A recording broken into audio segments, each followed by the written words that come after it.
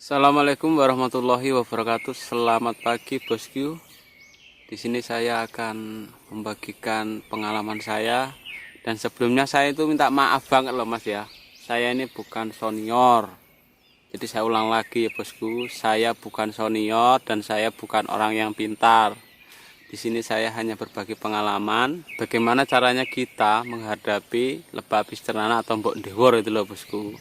Karena saya yakin untuk mungkin channel-channel YouTube yang lainnya yang tentang mengenai lebah apis cerana ini, sejatinya dia pasti ngeluh sambat karena menghadapi lebah yang pelin-pelan itu bosku. Isuk tempe sore dele itu loh bosku.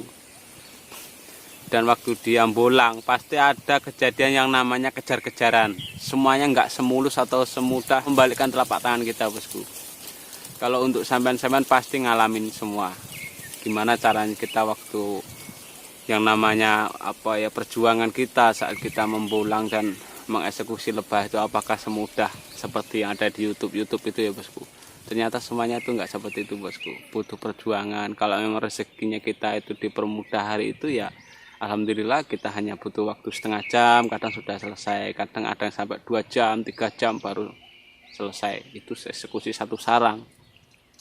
Dan di sini sebaiknya untuk pemula kita jangan langsung terburu-buru terbawa oleh hawa nafsu ya. Ini yang saya alami seperti saya dulu. Saya langsung bikin kotak tapuk ludak lah pokoknya. Ukurannya nggak karu-karuan, pikirannya pokoknya pengen cepet-cepet punya kotak dan pengen melihara atau budidaya lebah apis cerana. Ternyata yang saya alami itu malah bukannya hasil yang bagus, tapi malah zong bosku. Asli zong. Karena kita terburu-buru tadi. Sebaiknya untuk pemula kalau sudah kita membuat kotak, kita cuci dulu, kita bersihkan, kita jemur. Setelah itu barulah kita lakukan pengasapan. Tujuannya yaitu adalah untuk menghilangkan aroma dari aroma solar atau aroma oli. Karena papan itu kan kalau bekas dari circle itu kan ada bekas solarnya ya bosku ya. Atau mungkin dari bahan kayunya yang terlalu menyengat aromanya. Jadi kita asapi dulu. Kiranya sudah beraroma sangit ya bos ya, tapi jangan terlalu sangit-sangit banget. Kalau seandainya sakitnya terlalu berlebihan, itu bisa kita buka, kita simpan dulu. Jadi taruh aja di tempat yang dingin, jadi malah dia cepat pudar aroma sangitnya ya di bekas asap yang terlalu berlebihan. Yang satu, yang kedua, kalau kita sudah memindahkan lebah ke kotak kita, usahakan ya bosku ya. Ini kalau menurut saya jangan sampai tidak kita memasang perangkap ratu yang di pintunya itu bosku. Kita kalau sekiranya kita tidak bisa mendapatkan yang online atau kita beli yang dari pabrik, itu kita pakai dari kayu aja bosku ya. Itu menurut saya lebih bagus lah, karena kita tahu ukurannya itu positif. Benar-benar positif karena buatan kita sendiri, bukan buatan orang lain. Dan di situ caranya kita pasang aja dulu sekiranya press lah. Kita kan bisa kalau tahu biasa kita bolang, kita tahu ukuran lebah itu tebalnya seberapa. Nah kita pasang dulu. Setelah kita masukkan koloni dan ratu sudah dilepas, kita tutup. Kan nanti kita tahu lebah yang di luar saat dia masuk itu kesusahan atau tidak. Sekiranya dia tidak bisa masuk, bisa kita cukit aja dikit-dikit bosku. Sekiranya dia bisa masuk. Aduh salah. Maksudnya tangannya jangan kayak gini ya bosku. Yang penting dia bisa masuk kita aja bosku ya. Jadi nggak terlalu terbuka banget gitu loh. Takutnya nanti sang ratu keluar. Di sini kalau masalah perkawinan lebah ini kan saya juga lihat di YouTube ya. Dia ini ada bulannya kalau nggak salah bulan Mei dan bulan Juli atau nggak salah. Ada 3 bulan. Saya lupa ya mas ya. Dan dia kawin itu kan yang saya lihat di YouTube kan di luar, di udara. Ada juga yang di papan, di lantai. Permasalahannya sekarang kita jangan mikir kawinnya dulu bosku. Masalah kawin gampang. Kawin itu sak wayah-wayah, ndek sor sawit, sor gedang wis dadi banggaan.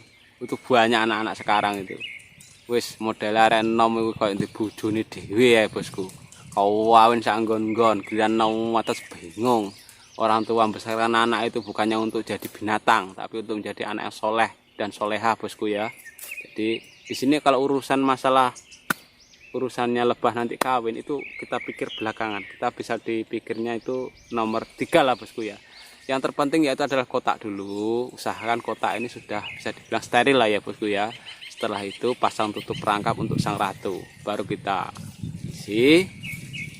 Nanti kalau dia sudah memang benar sudah beradaptasi dengan kotak kita, itu kan kita sudah gimana ya rasanya, kita yang awalnya pengen budidaya itu langsung rasanya plong, keinginan kita sudah tercapai. Nah, nanti kalau sudah dia netap dan sudah membuat sarang baru, kalau memang sampean sudah yakin pede mau sampean lepas biar dia kawin di udara, ya sampean buka. Tapi kalau sampean ragu, biarkan dulu di situ. Kita bisa ngecek dari sarangnya aja, bosku. Ini saya juga belum ada pengalaman soal yang kita tutup itu selamanya atau harus berapa bulan ya, bosku ya. Tapi saya akan tutup terus ini nanti, bosku, sampai saya yakin akan saya buka pintu perangkap ratunya. Saya yang akan cek nanti adalah sarang, apakah saat saya tutup itu nanti ada telur baru atau tidak. Mungkin kalau dia tidak ada telur baru, nah masalahnya nanti kalau tidak ada telur baru, itu ada dua, bosku. Bisa juga dia sudah tidak betah. Nanti kita buka, kita mikirnya biar kawin di udara, ndak tahunya kita buka dia minggat mbok silinya. Nah kan, jadi susah, bosku.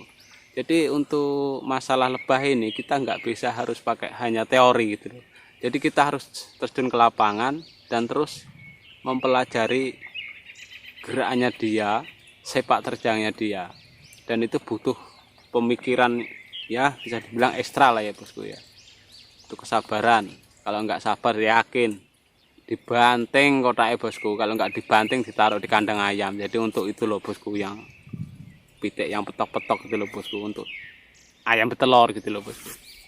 Jadi saya ulang lagi, saya bukan orang yang pintar, tapi kalau memang Mas percaya dengan saya, ingin mendapatkan pengalaman dari saya siap berbagi pengalaman dengan sampean-sampean semua. Karena berbagi pengalaman itu tidak ada ruginya, bosku. Dan masalah madu di tempat saya ya, bosku ya. Di sini tuh mungkin apa karena dia ini tempatnya pasang surut atau gimana. Setiap saya bolang, entah itu di bulan kemarau atau entah itu di bulan penghujan, di musim penghujan, itu madunya nggak banyak ya, bosku ya. Yang saya dapat itu sedikit terus saat saya bolang. Tidak seperti yang saya lihat di YouTube ya, bosku. Mungkin apa karena di sana itu tempatnya daerah dataran tinggi, daerah pegunungan gitu. Jadi walaupun lebah habis cerana itu kok hasilnya madu dari bolang itu bisa banyak. Kalau saya belum pernah sama sekali, bosku. Asli belum pernah. Sedikit, yang jelas sedikit ada madunya. Cuman saya pernah membuat kotak itu 4 ya, bosku. Cuman yang satu itu yang berhasil, dan itu waktu itu saya membuatnya dari bekas kotak telur ayam, bosku. Jadi saya rakit lagi. Jadi ukuran panjangnya itu 50, lebarnya 40, bosku.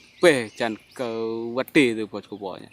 Itu kalau untuk bahan itu angsa betelor itu muat di situ, bos. Nah, di situ frame-nya itu kayak jendela dia. Saya kalau lihat itu kadang ketawa sendiri dalam hati saya. Karena waktu itu saya masih pengennya. Jadi pokoknya pikirannya sudah bikin jadi kayaknya sudah bener gitu aja. Nah, alhamdulillah waktu itu saya mindahin lebah dari masjid. Dan itu memang lebahnya memang saya bilang bagus ya, bosku, karena di situ waktu saya mindahkan sudah ada madunya itu dapat 1 gelas sekitar antara 300 antara 250 milian lah. Nah, dari situ selang antara 5 bulan 6 bulan saya cek di situ frame-nya ada 9, bosku, kalau tidak salah kotak itu. Kalau tidak 9 itu 8. Panjang kayak jendela. Itu yang diisi frame-nya itu ada 6. 6 itu berisi madu yang 5. Cuman yang saya ambil itu cuma 4 sisirannya saya ambil. Itu madunya itu menghasilkan hampir 2 botol marjan, bosku.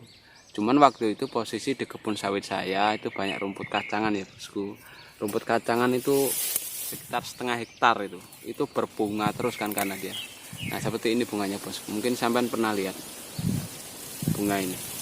Ini rumput kacangan sukanya kambing. Setelah pemanen yang kerja di tempat saya bilang suruh nyemport karena dia merasa gimana ya, mengganggu lah rumput itu untuk dia memanen kan. Jadi waktu itu langsung saya basmi, saya racun ya. Langsung putus, bosku, madunya. Saya cek lagi itu cuman dapat, pernah saya urusin lagi. Selain itu keluarga saya ada masalah, ada musibah, saya tinggal lah karena masuk rumah sakit sekitar kurang lebihnya hampir 3 bulan. Dan akhirnya lebah kotak saya itu terbengkalai, nggak terus. Ada yang lainnya minggat, akhirnya tetap tapi tidak nambah-nambah. Yang satu itu terus, bosku. Alhamdulillah memang bagus koloninya dan ratunya bagus. Terus saya tinggallah masuk hutan, dan waktu itu saya masih seneng-senengnya mencari lebah hutan ya bosku, madu apis dorsata. Jadi lebah yang saya budidaya tadi nggak saya urusin lagi. Begitu saya kembali lagi ke situ, saya cek mejanya sudah dibawa, kotaknya sudah dibawa bosku, mejanya patah dan berhamburan, buyar wes. Jadi itu berantakan, akhirnya lebah itu minggat, tidak tahu minggatnya kemana saya. Nah setelah itu akhirnya saya benahi lagi, saya bersihkan, saya pasang lagi. Alhamdulillah sekarang sudah ditempati lagi, tapi koloninya masih sedikit bosku. Jadi di sini yang harus kita cari tahu atau kita pahami yaitu adalah bagaimana caranya lebah ini bisa mengeluarkan madu yang banyak. Berarti kan di situ sudah jelas ya, kuncinya yaitu adalah kita harus menanam bunga sebanyak mungkin di area kotak budidaya kita bosku. Kalau masalah bunga mungkin sampean bisa buka di browser, di Google, itu bisa juga ya. Kalau di tempat saya ini bunganya ya cuman ini aja ya bosku. Lagian saya juga masih belajar bosku, jadi untuk jenis-jenis bunga yang ABCD nya saya belum terlalu paham, dan kadang saya lihat di YouTube atau di browser di Google itu ada, cuman di tempat saya nggak ada jenis-jenis bunga itu bosku. Jadi apa yang bisa saya dapatkan di sini yang bisa menghasilkan nektar dan polen ya saya tanam bosku. Kalau kotak sampean ini terlalu rapat dan tidak ada udara sirkulasi, bisa ditambah pintu di bagian atas bosku ya. Di bagian atas kasih aja, tapi pintu itu kecil aja bosku ya. Kecil, nanti ditutup pakai apa ya namanya itu, jaring atau namanya itu streaming. Kecil aja bosku, itu maksudnya untuk penguapan dia. Karena kalau kotak yang baru, karena dia tadi itu kan kita paksa untuk tinggal di kotak kita gitu loh, jadi dia merasa pengap. Jadi untuk sementara bisa kita pasang jendela, itulah bisa dianggap jendela, atau itu di atas dinding kotak bagian atas atau di atas tutupnya, nanti supaya dia nanti bisa ada penguapan jadi udara. Jadi waktu dia berkipas itu kan, kalau memang kotaknya tidak disenangi sama dia kan dikipas terus kan anginnya keluar. Jadi kotak tadi nanti cepat berbau dengan keringat dia gitu loh bosku. Satu, yang kedua, kalau kita memindahkan lebah saat kita bolang, ini pengalaman dari saya yang kemarin ya bosku ya, usahakan sarang jangan sampai kena hujan bosku. Kemarin yang saya pindah dari Sengon, yang saya gesek pakai Sengso Denius itu nama mereknya itu, nah itu walah mati tawonku bosku. Posisi di dalam kotak, dia pengap karena terbiasa di tempat yang sirkulasi atau udaranya bebas ya bosku. Nah waktu itu kan kehujanan, waktu saya sudah sore itu kehujanan, dia kena gerimis kotak saya bosku, sarang itu. Karena sudah mau maghrib, mau nggak mau harus saya dapatkan. Ternyata cuman selang berapa hari lah bosku, kan 3 hari ya bosku, kalau nggak 4 hari ini. Sarang itu langsung dia melempem bosku. Nah, lebah-lebah yang di dalam ini merasa dia itu tidak betah. Yang mati itu sekitar 1/4-nya. Tapi alhamdulillah yang keluar ini dia nggak minggat. Dia gabung dengan kotak-kotak yang ada di sampingnya. Akhirnya ratunya matilah di dalam dan koloni pejantan. Sebagian pejantan yang mati karena dia tidak bisa keluar bosku. Jadi yang keluar itu pekerja semua. Tinggal 1/4-nya tidak ada lah itu yang mati. Dan kotaknya tadi itu lembab, dan sarang-sarang tadi lembab. Jadi di situ kita bisa mendapatkan pengalaman baru. Jadi kalau kita waktu memotong sarang atau mengikatnya, usahakan jangan sampai kena air hujan ya bosku. Itu pengalaman dari saya. Dan apabila kita memasang sarang lebah yang kita bolang itu gimana ya, kita ambil aja yang bagus-bagus gitu loh bosku. Sarang itu yang sekiranya kita yakin masih bagus. Kita jangan nafsu kita ikat semua, nanti kalau kita ikat semua, wih ini kalau netes banyak banget kan. Kadang itu ada bosku, telurnya nggak seberapa ya, sedikit gitu, sarangnya lebar-lebar, kita ikat semua, padahal sarang itu udah tua bosku. Nah ini yang saya alami, mungkin bukan cuma sekali ya, lebih dari 10 kali. Begitu saya pasang, saya ikat karena saya sayang sama telurnya tadi, sama sarang yang sudah lebar ya, mikirnya kan supaya dia tidak sibuk-sibuk lagi membuat sarang dan tinggal menelori aja atau mengendoki aja gitu loh bosku. Tapi malah ternyata setelah 10 hari saya cek itu malah ada ulatnya bosku. Jadi kalau kita bolang, kita masang sarang itu sebaiknya kita pilih, bener-bener kita pilih ya bos. Kita pilih yang bagus-bagus sarangnya yang mau kita ikat. Dan sekiranya kalau sarang yang sudah tua-tua, buang aja bosku, ambillah 1 atau 2. Kalau memang koloninya itu tadi bagus, ratunya sehat, maka nggak lama bosku, 10 hari dia langsung bikin sarang baru. Itu malah bersih tanpa ada ulatnya bosku. Maaf ya bosku, saya bukan orang pintar, saya masih belajar seperti kalian. Dan di sini ayo kita semuanya, ya bisa dibilang kita bekerja sama bagaimana caranya kita bisa menghadapi lebah apis cerana supaya untuk kedepannya kita bisa sukses bareng-bareng ya bosku. Karena mencari madu yang asli itu tidak mudah bosku, banyak penipuan sirup padahal itu bukan madu asli. Oke, terima kasih ya bosku, maaf ya bosku.